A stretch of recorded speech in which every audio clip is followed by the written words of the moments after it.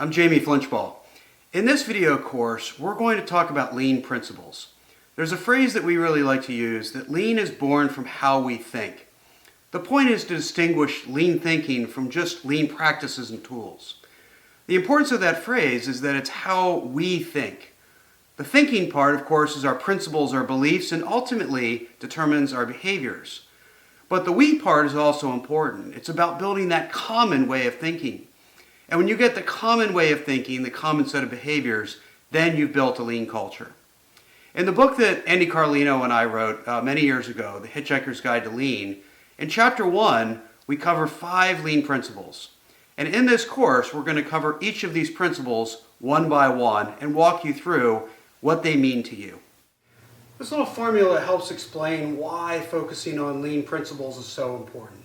Most changes happen at the bottom. We determine what actions we want to take to get the results that we want. However, those are very limiting because there's no way that we can write a script to cover all of the actions that we might possibly face. So we have to go deeper, and that's where principles and behaviors come into play. Our principles, how we think, determines our patterns of actions, which are our behaviors. So our beliefs, our mental models, our values, our principles, all of those are fundamentally synonyms, and how we think determines our behaviors over time. Now, to distinguish behaviors from actions, an action might be that you might write a policy that when a customer calls with a certain complaint, you're going to refund their money. The behavior behind that is to strive for customer satisfaction. The principle behind that is that happy customers will return their value in kind. So when we talk about change, we can only make incremental change when we work at the bottom of this formula. To make deeper change, sustainable change, lasting change, we need to drive the thinking in our principles, our way of thinking, and we have to drive the behaviors throughout the organization. It's certainly a lot harder, but this is where real change in an organization comes from. Why is lean based on principles so important?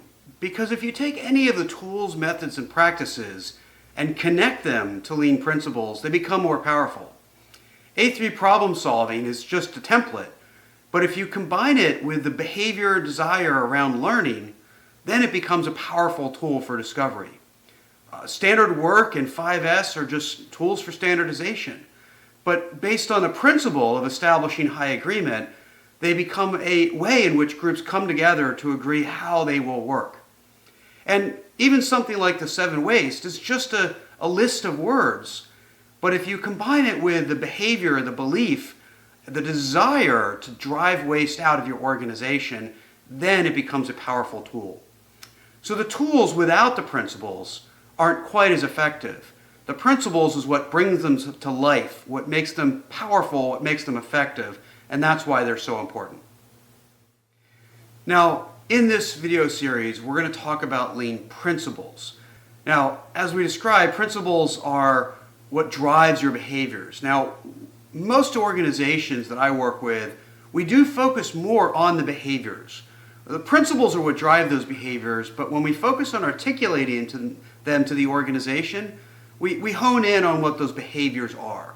The reason for that is that behaviors are 2 things that principles aren't. One, they're observable.